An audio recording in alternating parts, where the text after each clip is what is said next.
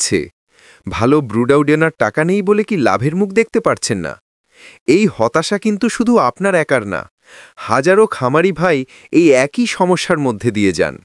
শুধুমাত্র একটা ভালো ব্রুডিং ব্যবস্থার অভাবে কত খামার যে বন্ধ হয়ে গেছে তার কোনো হিসেব নেই।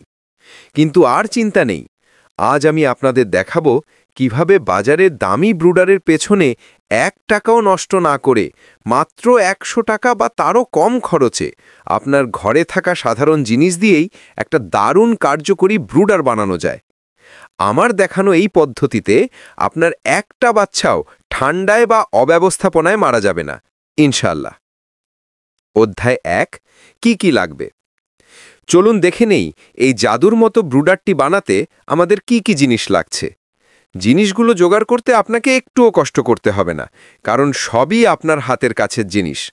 যা যা লাগবে: মাঝারি সাইজের একটা শক্ত কার্ডবোর্ডের বাক্স বা কার্টেন, ফলের পেটি বা যে কোনো মালের খালি বাক্স হলেই চলবে, একটা বাল্ব হোল্ডার আর আপনার প্রয়োজন মতো লম্বা তার, একটা 40 বা 60 ওয়াটের হলুদ লাইট, যদি খুব শীতকাল হয় তাহলে 100 ওয়াটের বাল্বও লাগাতে পারেন, পুরনো খবরের কাগজ, ধানের শুকনো তুষ বা কাঠের গুঁড়ো, এগুলো বাচ্চাদের জন্য নরম বিছানার কাজ করবে, বাচ্চাদের খাবার আর পানির জন্য দুটো ছোট বাটি, মাটির বাটি হলে সবচেয়ে ভালো হয়।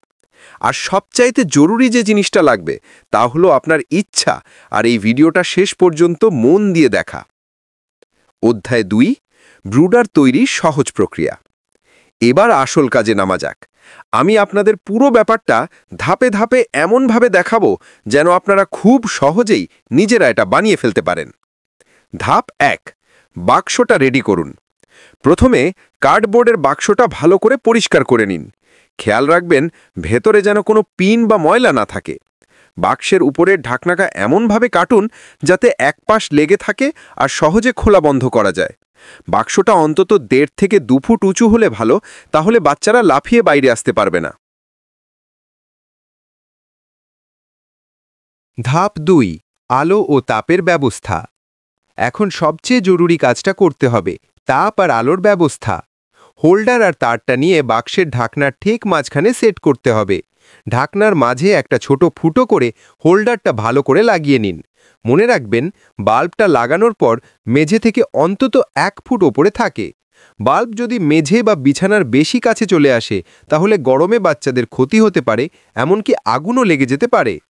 ধাপ 3, বাতাস চলাচলের ব্যবস্থা। অনেকেই একটা মারাত্মক ভুল করেন, বাক্সটা পুরোপুরি বন্ধ করে দেন। এটা বাচ্চার জন্য খুবই ক্ষতিকর। বাক্সের ভেতরে যেন বাতাস আসা যাওয়া করতে পারে সেজন্য উপরের দিকে 2 পাশের দেওয়ালে কয়েকটা ছোট ছোট ফুটো করে দিন। এতে ভেতরের অ্যামোনিয়া গ্যাস বেরিয়ে যাবে আর বাচ্চারা তাজা অক্সিজেন পাবে।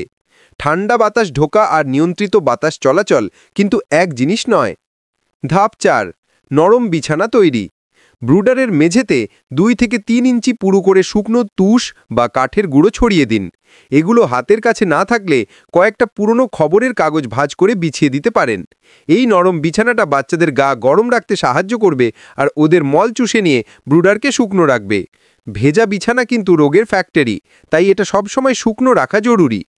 অধ্যায় 3, ব্যবহারের নিয়ম আর কিছু জরুরি টিপস। ব্রুডার তো বানানো হলো, এবার চলুন জেনে নিই এটা ব্যবহারের সঠিক নিয়ম আর কিছু গোপন টিপস যা আপনার বাচ্চা মৃত্যুর হার একদম শূন্যতে নামিয়ে আনবে।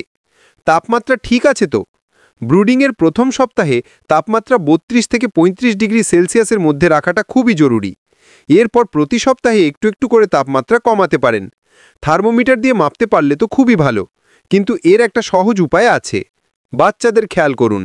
যদি সব বাচ্চা লাইটের নিচে এসে জড়ো হয়ে থাকে বুঝবেন ঠান্ডা লাগছে, আর যদি বাল্ব থেকে দূরে দেওয়ালের দিকে গিয়ে বসে থাকে তাহলে বুঝবেন বেশি গরম লাগছে। আর যখন দেখবেন বাচ্চারা পুরো ব্রুডারে ছড়িয়ে ছিটিয়ে আরাম করে ঘুরছে, খেলা করছে আর খাবার খাচ্ছে, তখন বুঝবেন তাপমাত্রা একদম পারফেক্ট। খাবার ও পানি। ব্রুডারের এক কোণায় খাবার আর অন্য কোণায় পানির পাত্র রাখুন। ভুলেও বাল্বের ঠিক নিচে খাবার বা পানির বাটি রাখবেন না, এতে খাবার নষ্ট হবে আর পানিও গরম হয়ে যাবে। প্রথম কয়েকদিন বাচ্চাদের জন্য কেনা স্টার্টার ফিড দিন। আলো। প্রথম 1 সপ্তাহ 24 ঘন্টা আলো জ্বালিয়ে রাখাটা খুব দরকার, এতে বাচ্চারা ভালোভাবে খেতে শেখে। পরিষ্কার পরিচ্ছন্নতা। সুস্থ বাচ্চা মানেই পরিষ্কার পরিবেশ। প্রতিদিন বিছানা বা লিটার নেড়ে চেড়ে দিন, আর সপ্তাহে অন্তত একবার পুরোটা পাল্টে নতুন শুকনো লিটার দিন। উপসংহার ও শেষ কথা, দেখলেন তো কত সহজে আর কি কম খরচে একটা দারুণ কাজের ব্রুডার বানানো যায়। বাজারের হাজার হাজার টাকার ব্রুডারের থেকে এর কাজ কোনো অংশে কম নয়। শুধু একটু ঠিকঠাক যত্ন নিলেই এই ঘরোয়া পদ্ধতিতেই আপনি প্রায় শূন্য মৃত্যুহারে মুরগির বাচ্চা বড় করতে পারবেন।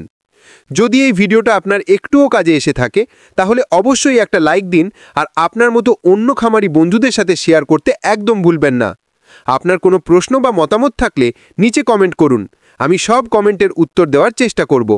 আর এমন আরও দরকারি ভিডিও পেতে চ্যানেলটা সাবস্ক্রাইব করে আমাদের সাথেই থাকুন।